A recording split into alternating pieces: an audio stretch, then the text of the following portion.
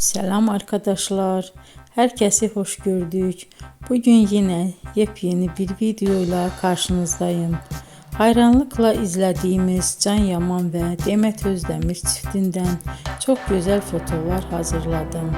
Onlar Erkenci Kuş dizisinde Can ve Sənem karakterlerine hayat vermiştiler ve herkesin beğenisini kazanmıştılar. Biz de sizler için onların özel fotolarını hazırladık.